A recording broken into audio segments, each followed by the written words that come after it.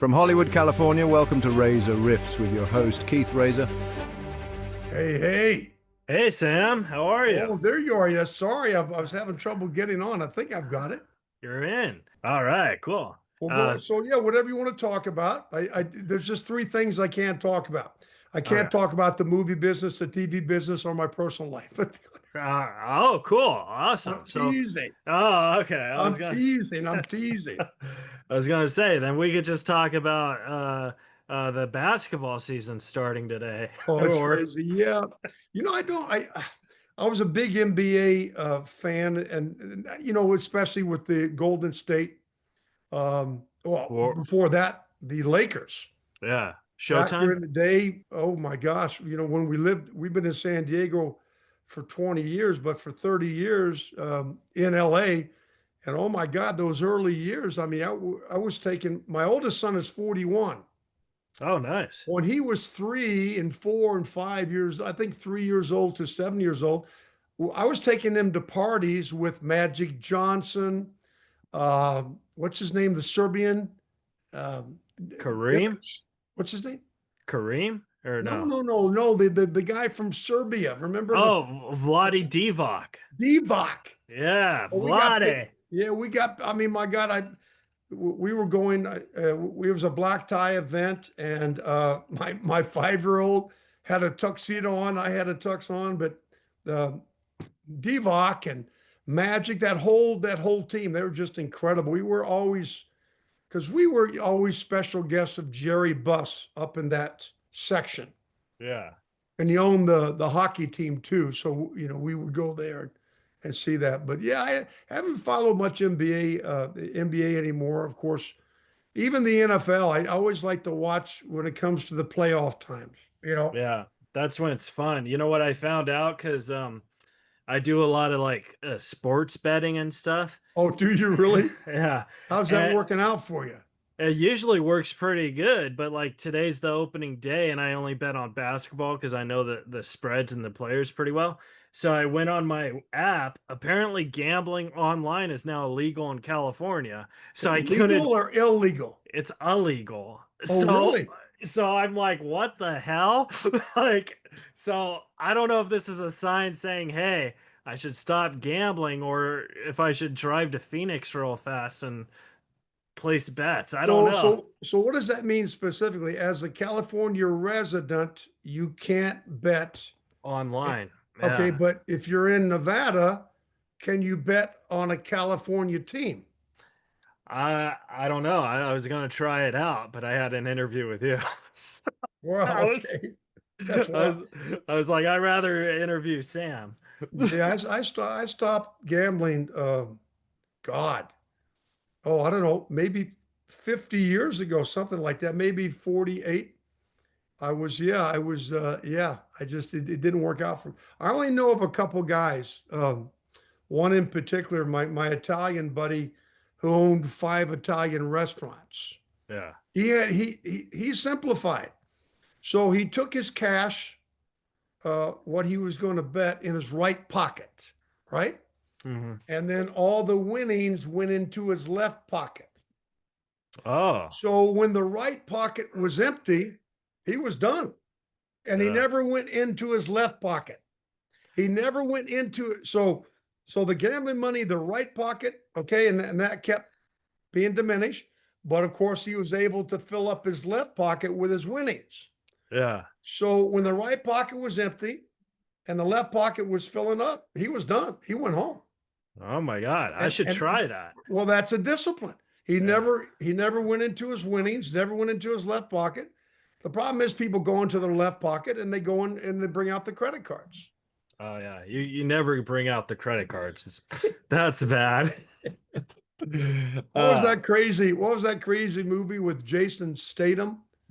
Where remember God, I think he was up a half a million or a million or whatever, and yeah, yeah, he's at the casino. He was a security guy, yeah. and he gambled, and he said he kept doubling down, doubling down until he lost it all. Yeah. But then he became a huge movie star. Well, yeah, when he was, yeah, that's right. Yeah, that's Uh, right. But speaking of movie stars, you're a movie star, and I wanted to ask you, because Flash Gordon. I apologize if you get asked a lot of Flash Gordon stuff, but Well, it's such a movie that is. I feel like it's a movie that will always live on, and yeah. in particularly, I feel Ted really helped bump that up with that Oh generation. yeah. No, of course you did. Ted, are you kidding me? Yeah, it definitely enhanced it big time. Yeah. Let's try these, Keith. Oh, those are cool. And Yeah. I think they're reading glasses, though. What the heck?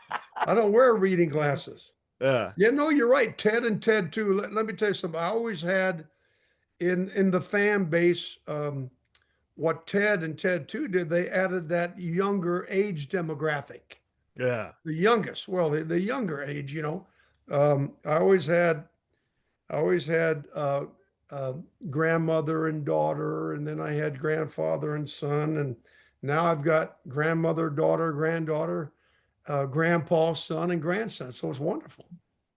Yeah. So I wanted to ask you, like, what was it like, when you're filming that? Because the movie, you're the lead. Like, when you were filming it, did you have like any anxiety? Like, oh my God, this whole stuff is on me. Like, I have to really deliver, or like, how Yeah. did you handle that? Well, you're talking about Flash Gordon, right? Yeah. Yeah. Yeah. No, that's a great question. I did. I'm one of those guys who my whole life, usually the first voices in my head, it's negative. Oh, you don't belong here. Who do you think you are? Look at look at these movie stars you're dealing with. And look, it's Dino De Laurentiis, the producer. And you're right. When I walked on the set, the first day to film, um, those voices started trying to take over, saying, Yeah. you don't belong here. Look at these huge movie stars and look at this set. I think that set was $1 million set. And finally, thank God, the second voice in my head usually takes over, and it starts out by saying, "Shut up." Okay, shut up. Yeah. Okay, that's got nothing to do with what is expected of you at this very moment.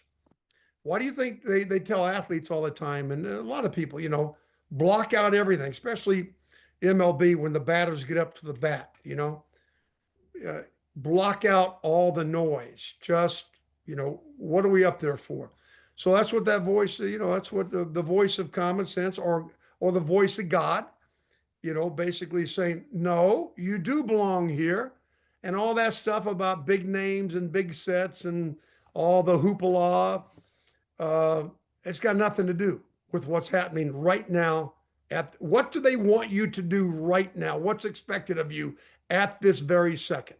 I go, Yeah. "Whoa, okay, they want me to stand on my mark, say my lines, do this action, do that, and take it from there. But all that other stuff is just nonsense.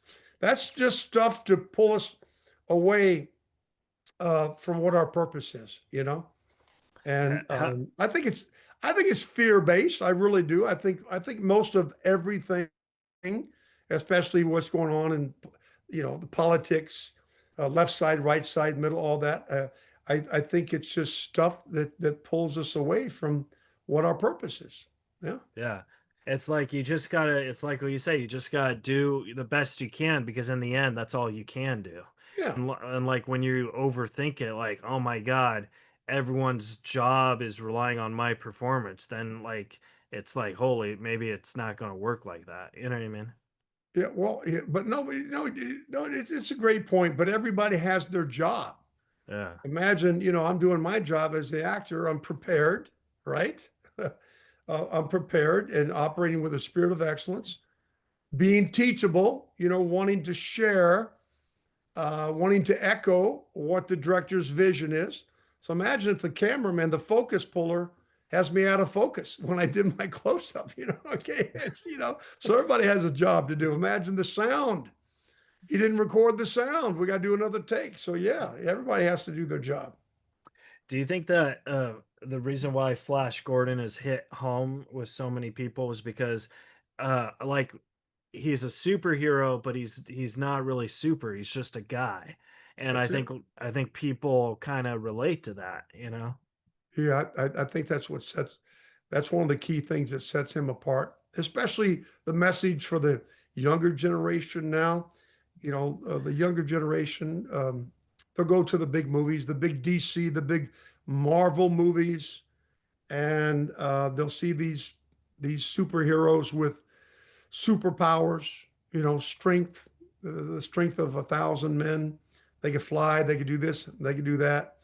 Um, so when they go back home to the same challenges and adversity that everybody goes through, they say to themselves, well, I don't have superpowers. I can't do that. And I think it's debilitating or discouraging, whatever you want to call it. But when they look at Flash Gordon, they say, wait a minute, that Flash Gordon character, he's a superhero, but he doesn't have superpowers, and he goes through as just a man. He goes through the same type of adversity and challenges that I do. So if he can have success without superpowers, then by golly, I can have success too. So I think it's a very powerful message. You don't have to have superpowers Yeah. to And then have success.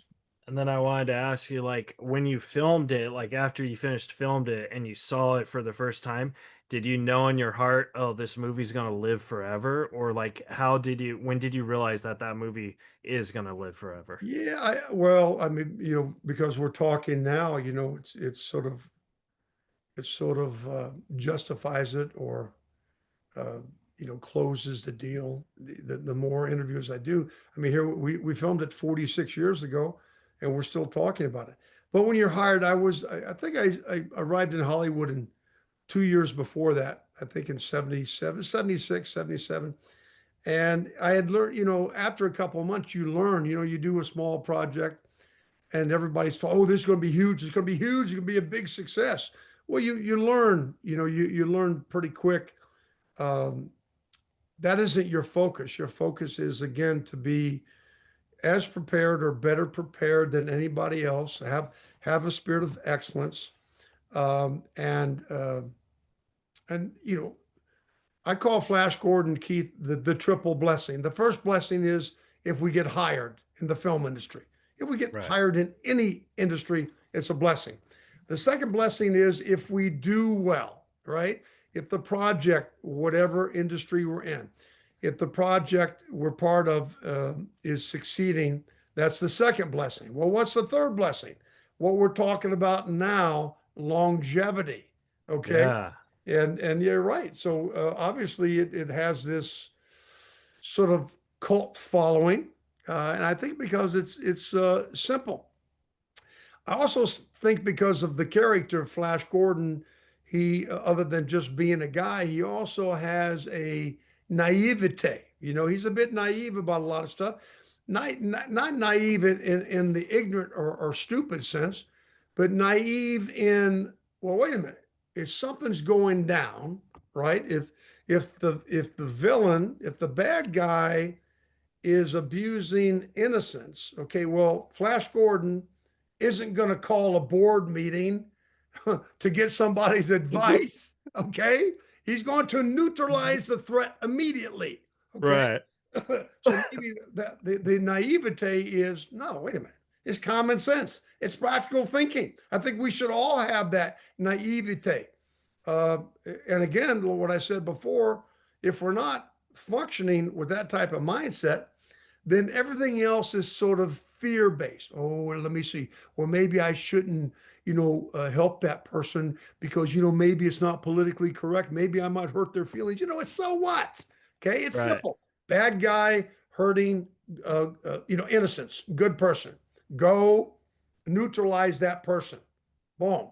Save the world. Yeah. Yeah, save the world. I mean, it's that's, and unfortunately, over the years, even recently, we're too worried about hurting somebody's feelings. I don't know if you know this, but my other job, right? I with my military background, when the movie business is slow, I run security operations. I don't know if you knew that, Keith. Yeah, I did. I Yeah. actually had some questions about Oh being yeah, a that's right. security. You interviewed Lisa and Ash, right? No. Oh, you didn't? Oh, I thought you No. interviewed. I thought you interviewed the producers of Life After Flash. Oh, No, okay. no, but Yeah. I So had questions about Life After Flash as well.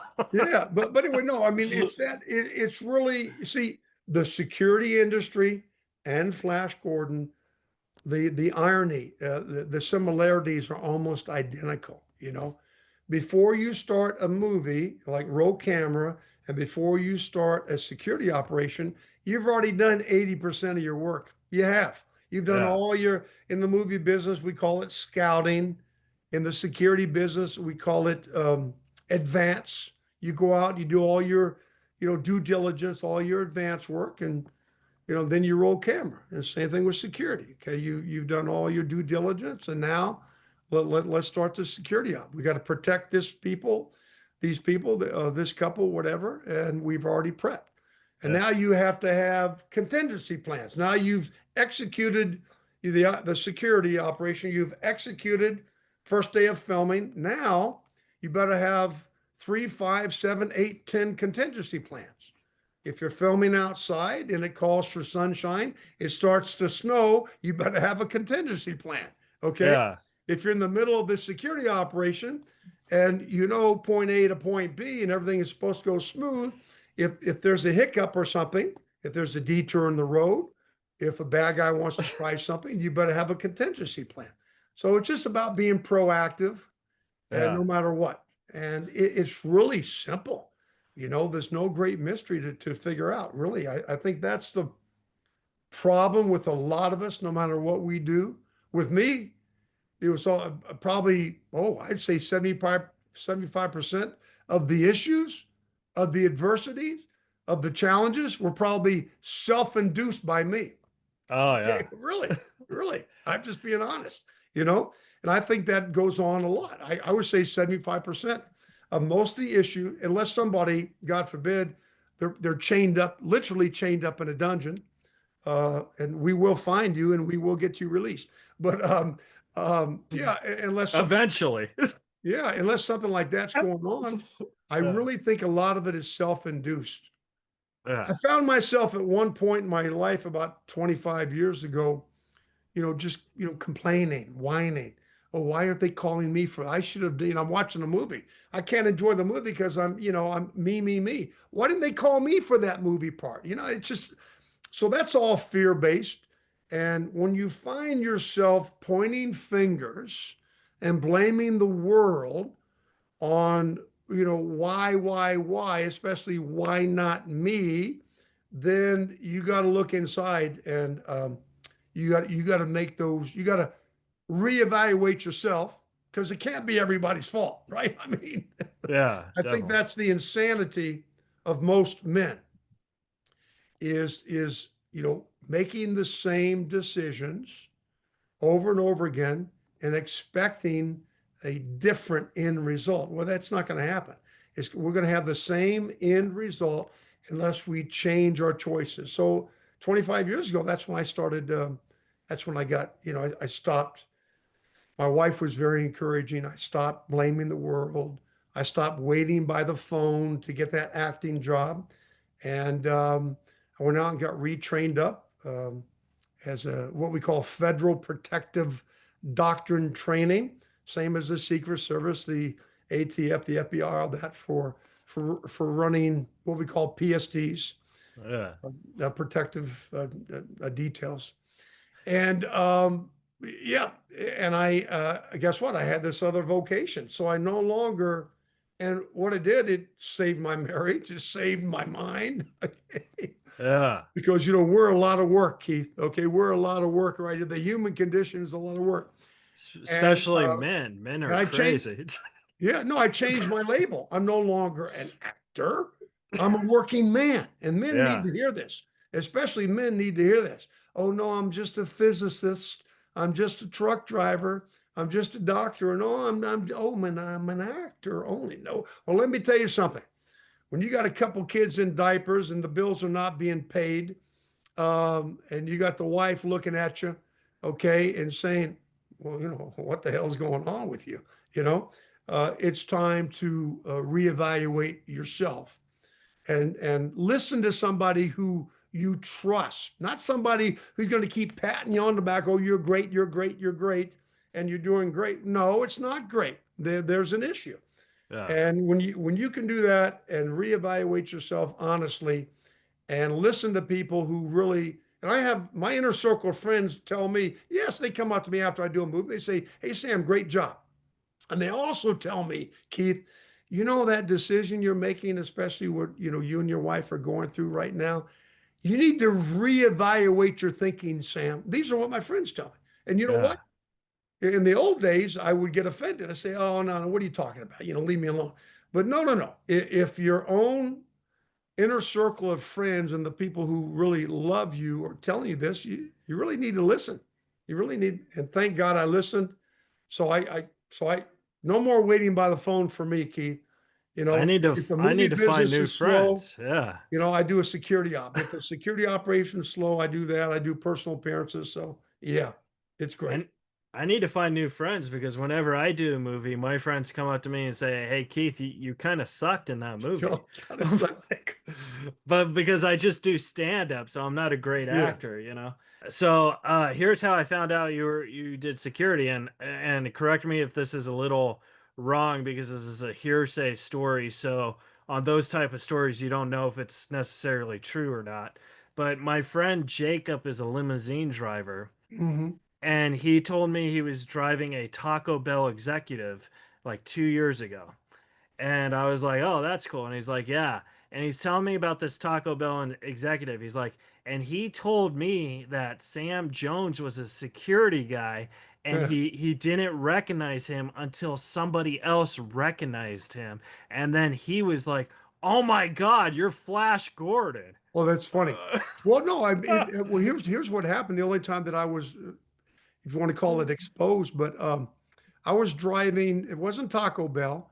I was Okay. driving the COO, a chief operating, a CFO. I think the financial, you know, it's a chief financial guy for Sony, because Sony. he was Okay. doing business down with one of the companies, and I did a lot of cross border ops into Mexico. So I was driving him back home.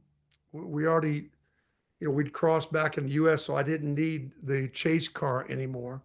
Usually have 2 car or 3 car motorcade. But anyway, long story short, uh, he's in the back seat and I call him the boss. And the boss said, hey, Sam, follow that semi, that truck in front of you. I said, okay.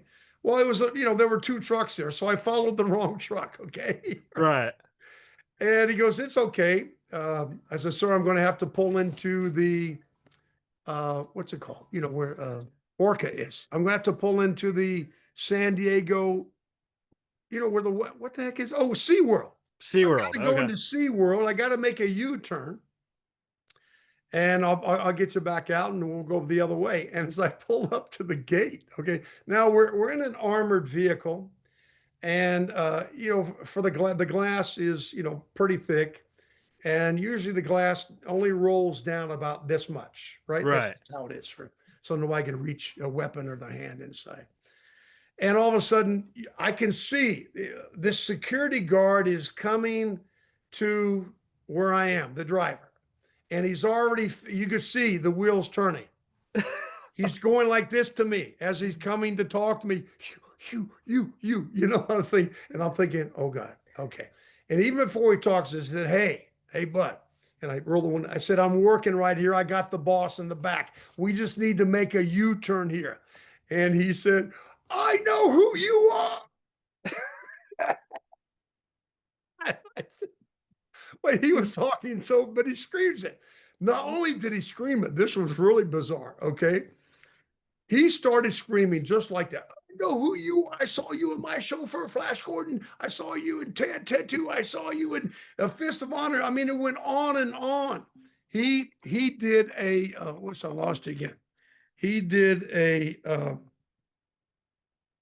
me turn that thing off. Okay. Oh, you know what's happening? You still there, Keith? Yeah. Yeah. Yeah. Every time the phone rings, I lose the screen here.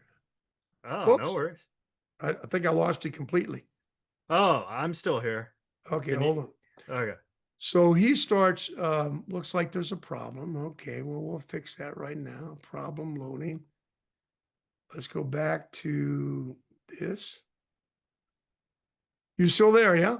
Yeah, yeah. Yes, Well, that's sir. wild because, okay, let me get into history. Boom. Yeah, because the whole email went completely down, but now it's coming back up.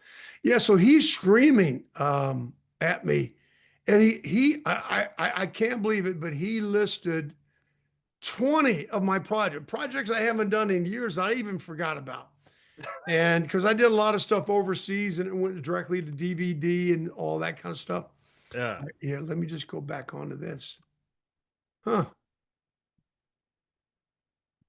Let me see here. And okay. I want to, you know what? I'm going to do this. I'm going to take my telephone and I shut it down because every time it rang, okay. So yeah, Okay. he's screaming, I know you. And oh my God, the resume, like 20, 30 projects. And he must have done it in 15 seconds. And the whole time I'm going like this, I'm going like that, please, please. And finally he stopped and and he opened the gate and I went to make the U-turn and it was dead quiet in the back seat, dead. Now I forgot to tell you, I've been driving this boss, very big senior level leadership position. I've been driving him for at least 3 or 4 months off and on Uh-huh. and protecting him. And so I got back on the road where I should have been going. Um, and dead quiet. And he said to me, he said, Sam, is that guy really, did he really tell the truth? Did you really play Flash Gordon? I said, yes, sir. That's my other job in the movie business. He said, well, thank God you proved yourself as a security professional because if I found out you were an actor in the very beginning, it would have been very, very disconcerting for me. Okay. Oh But my but God. that was a good thing. And I've never really had that issue because a lot of the executives that we protect, it's a different world. Right. Even though he worked for Sony, he was more of a financial guy. He wasn't, I don't know if he was watching any of the movies, and I probably didn't have a lot of movies at Sony anyway. But the corporate executive is different from um, other The fine. VIPs. Their Right. heads are down. It's in the laptop. They're doing this. They're never really hardly looking up. Anyway, Yeah. so but So it's funny you said Taco Bell. I was gonna say maybe he quit Sony and went to Taco Bell. I don't know, but Yeah, maybe. Yeah, my maybe. friend Jake specifically said Taco Bell, and I was like, oh, You sure I've he didn't? Yeah, but maybe he said Toyota. Could have maybe, said Toyota. maybe I could Yeah. have sworn it was Taco Bell, All right. but whatever. So that story is 80% true. So that's kind of Well, cool. yeah, no, it's just crazy how it worked out. Yeah, I mean, Yeah.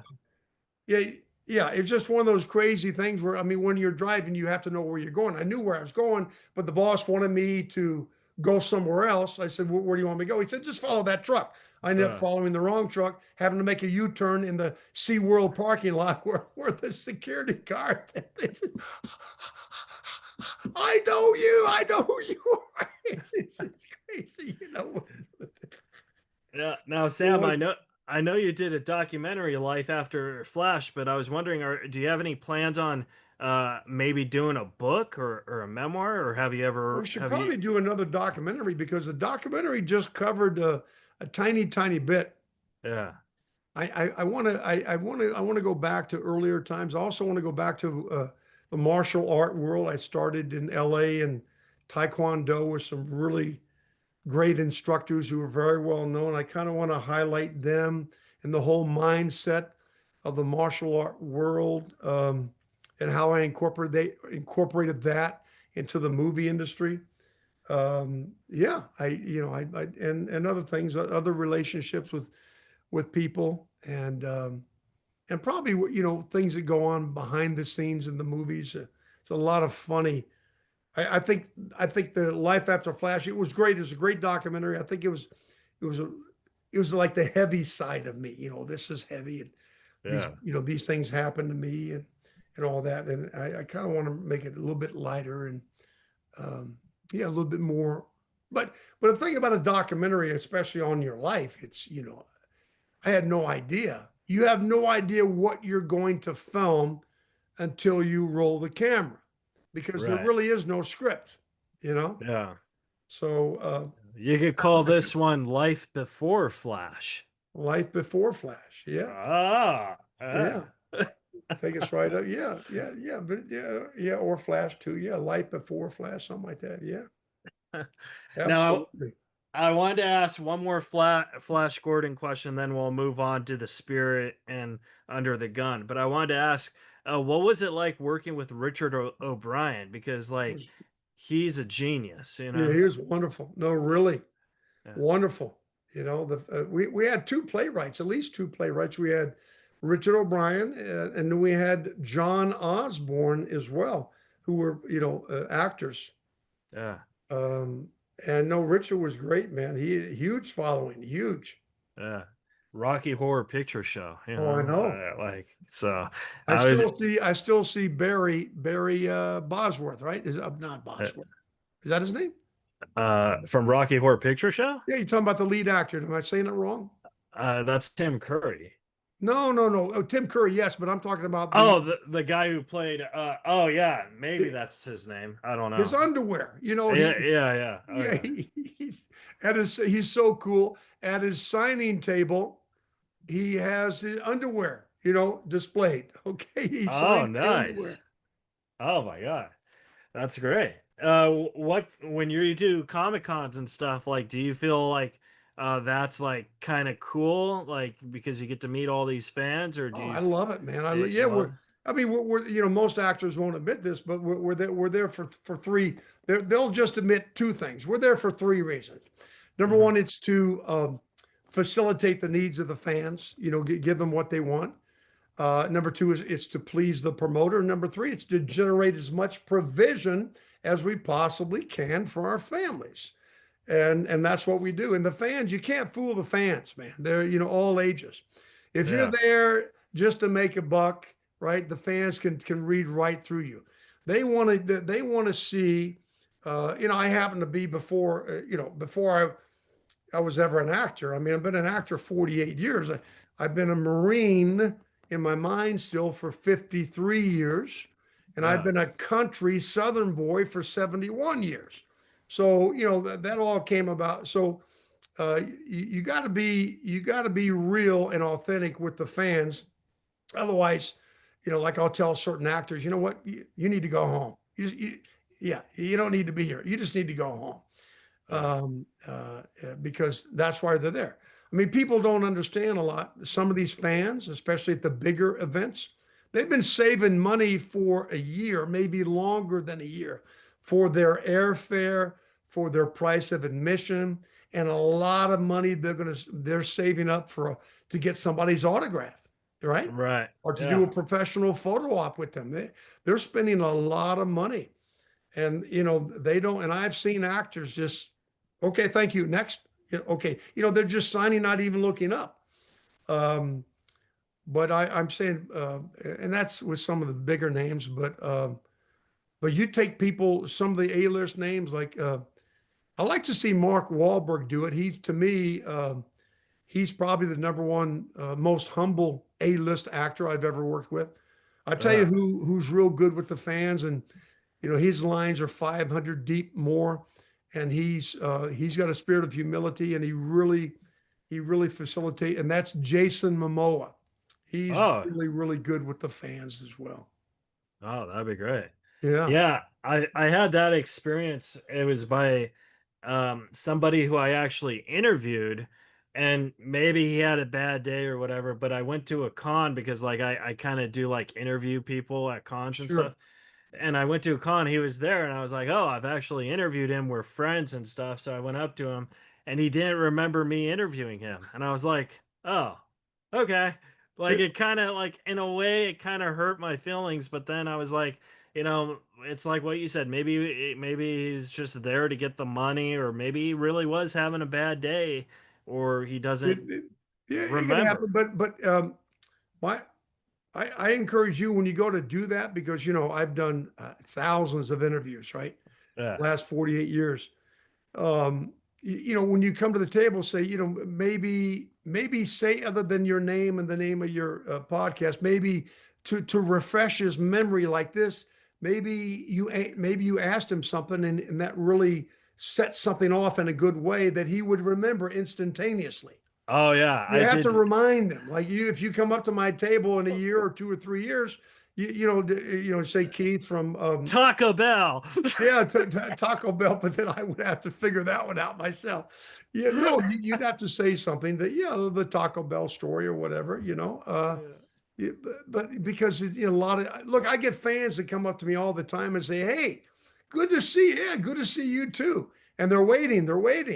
Yeah. Don't you remember my name? I say, yeah, I gotta say, I'm sorry. It's like, man, I've met so many people. Sam, we just met. Sam, we just met in St. Louis, Missouri. I said, "Oh, wow." Well, I've been to Comic Cons in St. Louis the past 20 years. I've probably been there 20, 30 times. Oh, Sam, come on. Then I'll say, "Okay, what's your name?" Frank. Okay. When did we meet? Oh, Sam, come on. It was 16 years ago. I'm thinking, hey, I was like, yeah. give me something else, give me something else. But what's really cool, I'll get a couple and they have a little baby, at the table. I mean, come to my table and they're rocking their baby and I'll pick up the baby and take a picture. And then I see him 15 years later. Here's this tall 15-year-old boy. And they show me the picture of me holding the baby. And oh my God. That's really cool. That's really cool, man. And then so like let's jump to Under the Gun, where like that's another movie where you were the star and stuff. And how do you feel on that? Because your lead, the person you're acting against is the very beautiful Vanessa Williams. You know She what I was mean? wonderful. Oh, No, she was great, very professional, really first class. Let me tell you what happened on that. So we had the rap party, right? I was riding I still have a Harley, but I was riding every day back then.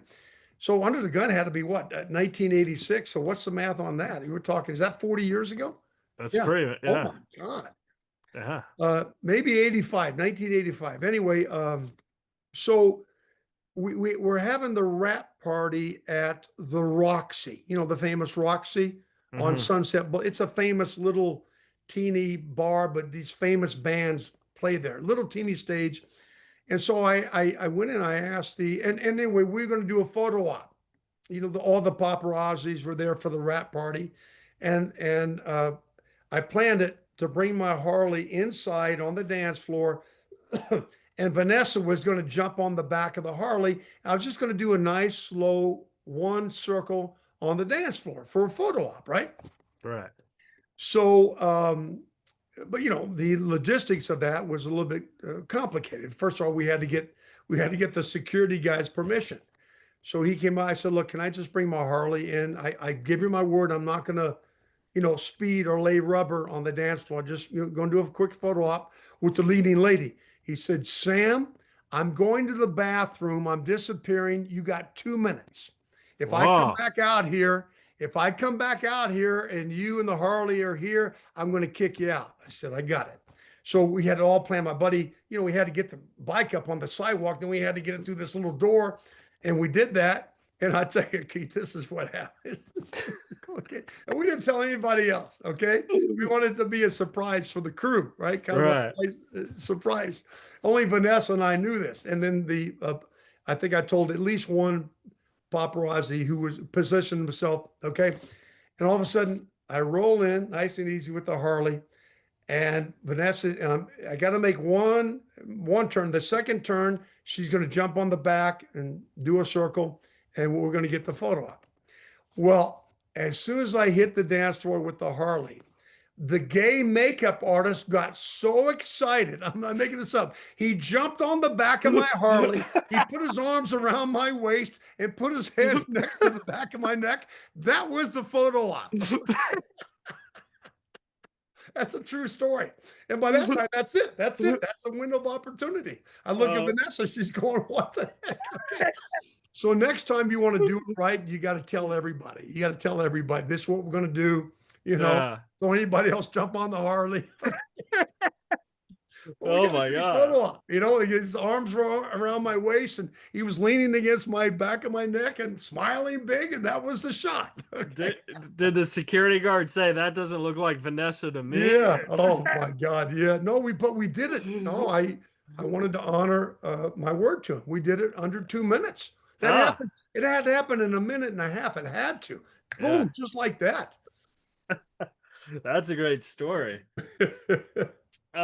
And then I have two more questions. I want to respect your time, but I wanted to talk about the spirit, for example, Oh like yeah. because that was like, Yeah. that's a pretty big fan thing too. So Sure. like, Yeah, that was the only spirit that Will Eisner endorsed, by the way. yeah, He actually came on the set, met him. He was great. It was wonderful. yeah. So how is being the spirit? How is that? Oh no, it was great, man. It was wonderful. It was Yeah, 1985. It yeah, was. 85, I did Under the Gun and I did The Spirit, if I'm not mistaken. Yeah. yeah, man. So And like, and Nana Visitor, yeah, excuse me, she was one of the leading ladies on The Spirit.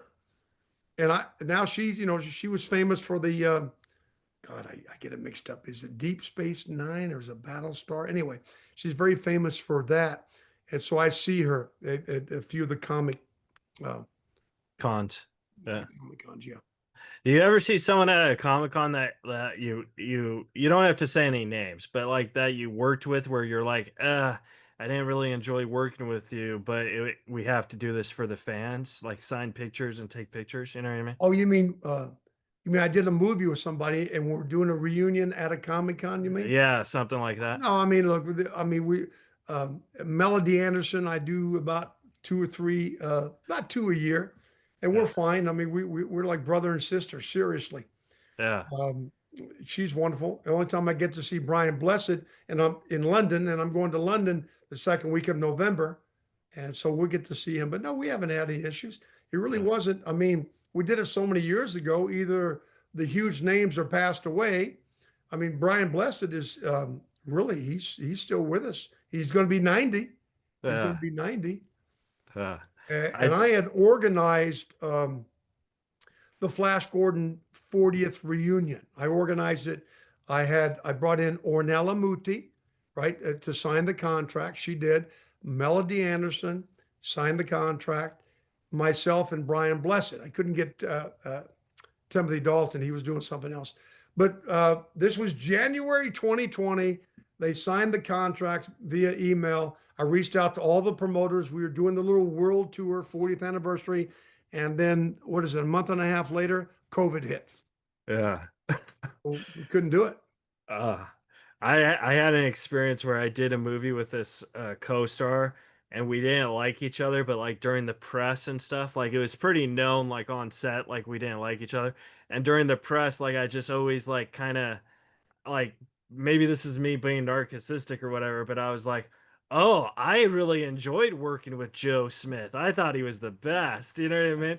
So then they asked Joe Smith and they'd be like, wait, Keith said that? It's Funny. just Yeah. like, How long have you been doing this? well, I mean, I'm not really an actor, Sam, but I do stand-up comedy. I've been doing stand-up for 20 years, and most of my fan base is because I toured with Norm Macdonald for 9 years. So like that's Wow. kind of how I'm known in this industry. But I'm a Wow. pretty bad actor. You know what I mean? Where are you based? Where are you based? I'm in Los Angeles, man. And And you said you tour with who? Norm Macdonald, he was a stand-up comedian. He was on Wow. SNL. Yeah.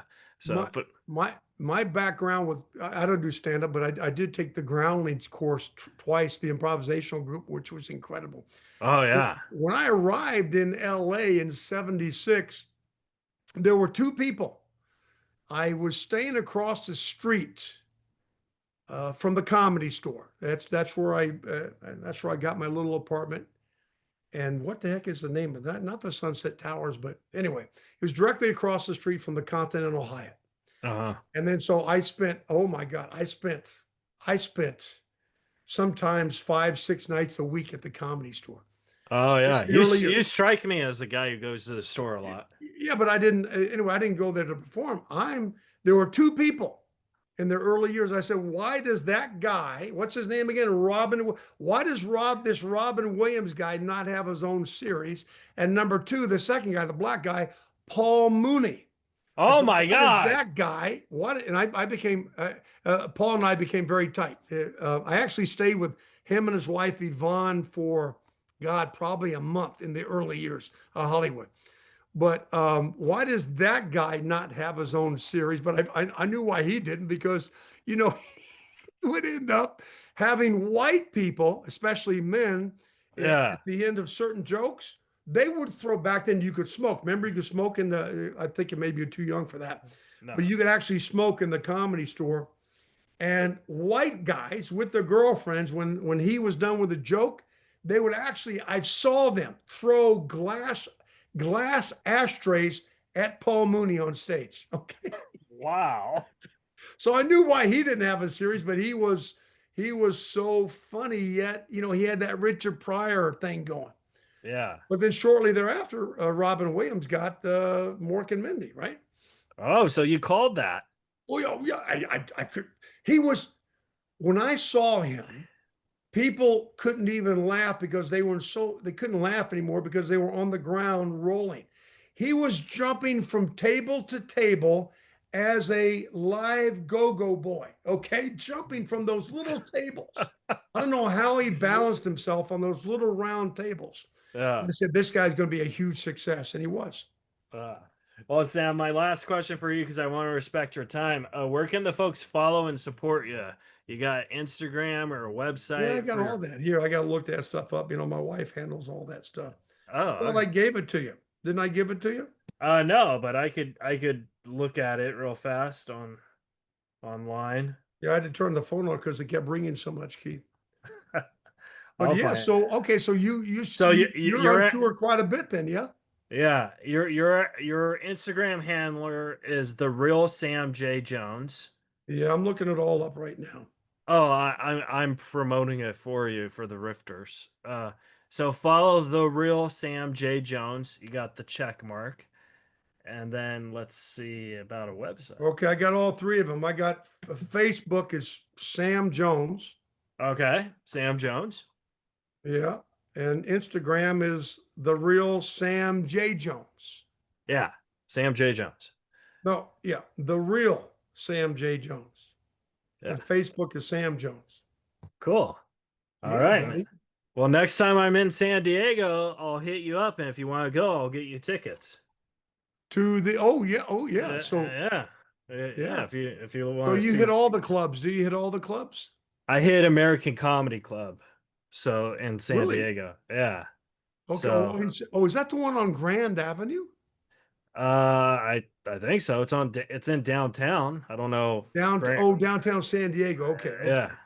I'll let you know. I'll be there in January. Let me know, man. All right. Well, Great Sam, talking to you. Thank you so much. I appreciate it. Have a good day. We'll talk soon, bud. Okay. Thanks, buddy. All right. All right, guys. That was an interview with Sam J. Jones. Subscribe, rate, review, and we'll see you guys next week on Reza Rifts.